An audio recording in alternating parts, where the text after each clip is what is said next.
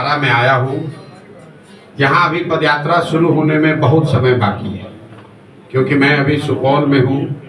उसके बाद अररिया, किशनगंज, पूर्णिया, कटिहार होते हुए साउथ बिहार में आऊँगा और वो यात्रा शुरू होगी फिर बांका से, बांका, भागलपुर, जमुई, मुंगेर, नालंदा, शेखपुरा, लखीसराय होते हुए गया, औरंगाबाद। अभी यहाँ आने में समय लगेगा, लेकिन चूंकि इन इलाकों से भी जन स्वराज अभियान से बहुत बड़ी संख्या में गांव में शायद ही कोई ऐसा परिवार मिलता है जहां पति पत्नी, बाल बच्चे और माता पिता एक साथ रह रहे हैं।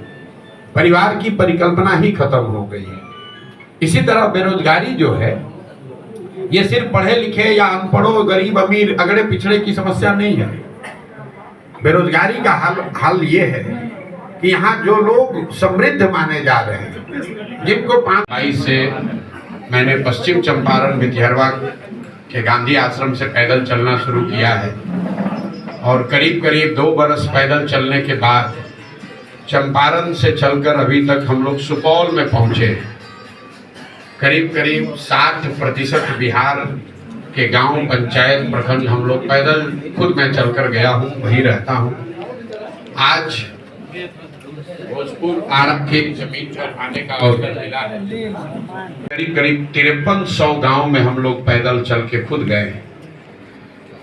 जो बिहार की सबसे बड़ी 3 समस्या दिख रही है। पहली समस्या है यहाँ बेरोजगारी और पलायन की। अब आप यहाँ पत्रकार होने के नाते ये कह सकते हैं कि बेरोजगारी और पलायन बिहार की बहुत बड़ी समस्या है, इसके लिए पदयात्रा करने की क्या जरूरत है? तो सबको मालूम है। पदयात्रा करने की जरूरत इसलिए है, जब हम लोगों ने 2 साल पदयात्रा की तो ये समझ में आया कि बेरोजगारी और पलायन सिर्फ यहाँ किसी एक वर्ग विशेष का, किसी जिले, किसी प्रखंड, किसी पंचायत की समस्या नहीं है। ये सर्वस्पर्शी समस्या है। समाज का कोई ऐसा वर्ग नहीं है जो इन दोनों समस्याओं से बचा हुआ। जैसे पलायन को लेकर हम लोग समझते हैं कि पलायन यहाँ के गरीब लोग करते हैं, ये गरीबों की समस्या है। यात्रा के 2 साल के अनुभव के बाद मैं आपको ये विश्वास के साथ बता सकता हूँ कि बिहार का शायद ही कोई ऐसा परिवार है जो पलायन के दंश को नहीं झेल रहा है।